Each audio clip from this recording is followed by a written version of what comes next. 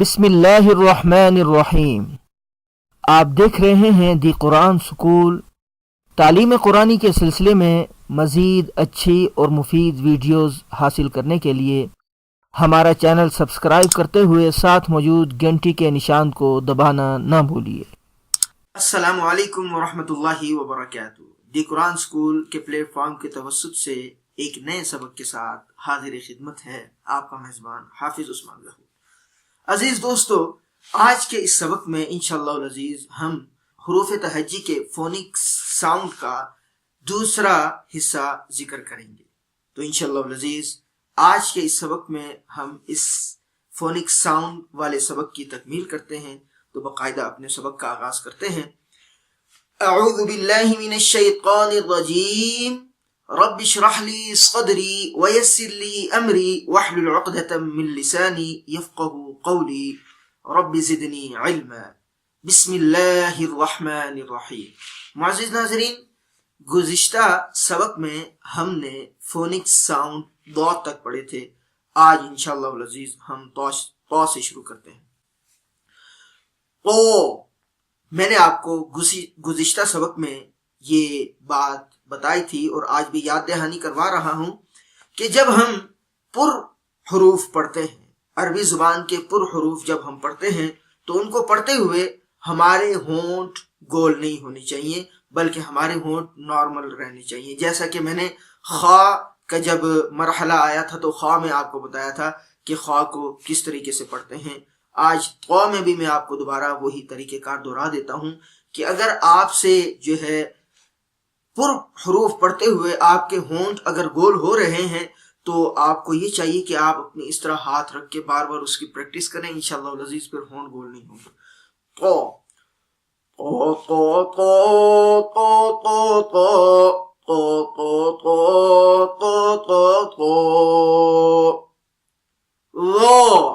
وا پڑھتے ہوئے ایک بات کا خاص طور پر خیال کرنا چاہیے کہ جیسے ہم نے پچھلے سبق میں ثا اور ذال کا ذکر کیا تھا کہ ثا اور ذال کو پڑھتے ہوئے آپ کی زبان کی نوک اوپر والے سامنے والے دو دانتوں کے ساتھ جو ہے وہ ٹچ ہونی چاہیے، ایسے ثا۔ تو اسی طریقے سے وا میں بھی وا کی سمجھے کہ دو کوالٹیز ہیں، ایک تو وا پر پڑھے جانے والے حروف میں سے ہے اور دوسرا اس کو پڑھتے ہوئے ہم نے اپنی زبان کو خاص طور پر اوپر والے سامنے والے دو دانتوں کے ساتھ زبان کی نوک لگانی ہے۔ وا وا وا وا وا وا وا وا وا وا وا عین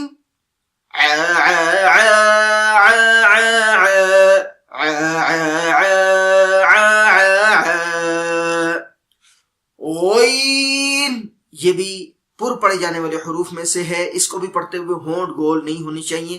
غین غو غو غو غو غو غو غو غو غو ف ف ف ف ف ف ف ف ف ف ف ف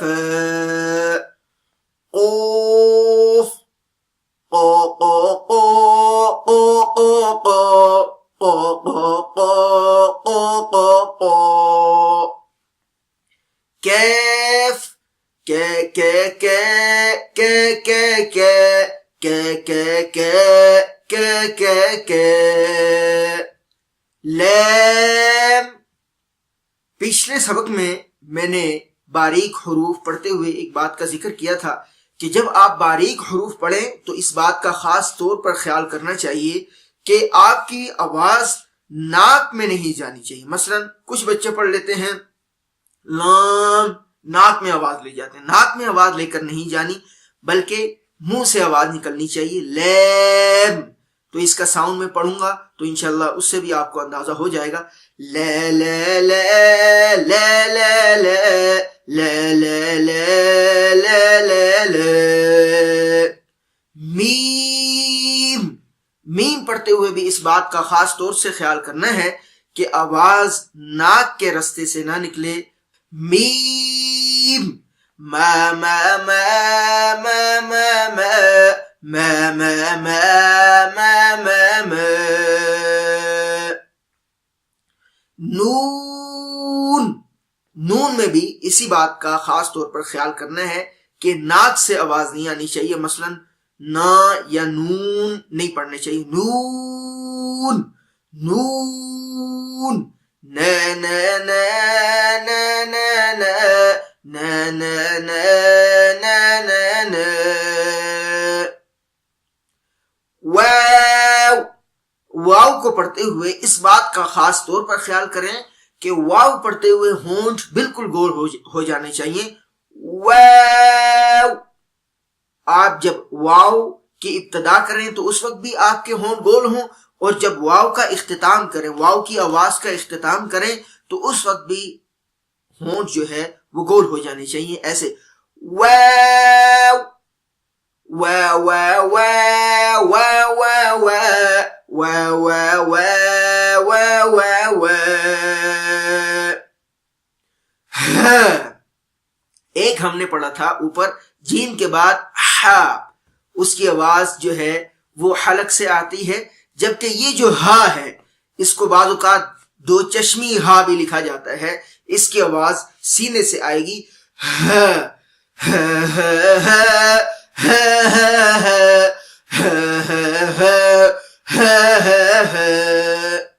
حمزہ، حمزہ، حمزہ کا فونک ساؤنڈ بالکل الف کی طرح نکلے گا، جیسے حمزہ،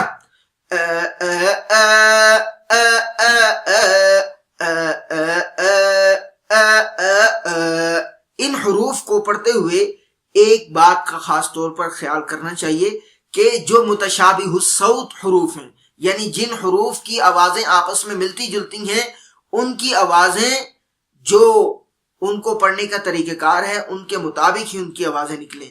ایسا نہ ہو کہ آپ اگر حمزہ پڑھ رہے ہیں تو حمزہ کی جگہ آپ کی عین کی آواز نکل رہی ہے، عین پڑھ رہے ہیں تو عین کی جگہ آپ کی آواز ہا کی نکل رہی، نہیں، بلکہ جو ہے جو بھی حروف ہیں ان کی اپنی آواز جو ہے وہ نکلنی چاہیے، جیسے حمزہ کی آواز ہے اس کے بعد یا یا یا یا یا یا یا یا یا یا یا یا۔ ہمارے اس سبق کا یہاں پر اختتام ہوتا ہے۔ ویڈیو پسند آنے کی صورت میں لائک، کمنٹ اور شیئر کرنا ہرگز نہ بھولیں۔ انشاءاللہ اگلی مرتبہ ایک نئے سبق کے ساتھ آپ کا میزبان حافظ عثمان ظہور حاضر خدمت ہوگا، تب تک اجازت دیجیے، والسلام علیکم ورحمۃ اللہ وبرکاتہ۔